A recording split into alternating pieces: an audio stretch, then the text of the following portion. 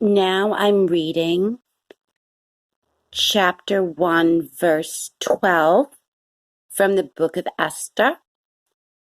But the queen Vashti refused to come at the king's commandment by his chamberlains. Therefore was the king very wroth, and his anger burned in him. So this verse is describing the course of events that took place before the law of Esther has been established, but it's about to be. And what we're seeing is that there's trouble in Vashti's world before or others. Otherwise, before we can enter into the age of Esther and before the law of Esther can be born, we first have to step out of the age of Vashti.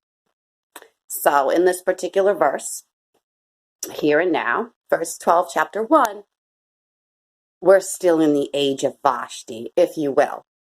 Time travel with me. Okay? And then at the point when Vashti's on her way out and Esther's on her way in, now we're going to time travel out of the age of Vashti and into the age of Esther. So let's take a look.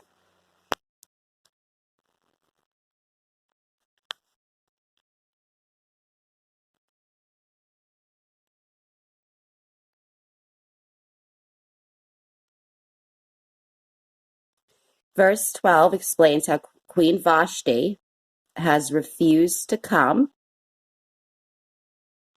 Then moving on to verse 13, still in chapter 1. Then the king said to the wise men, which know the times,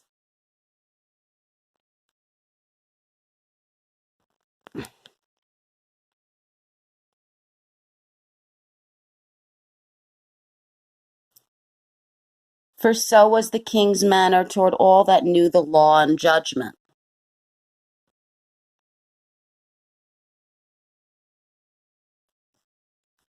All right. So chapter 1, verse 12, we see how Esther refuses to come when the king, which is her husband, calls her.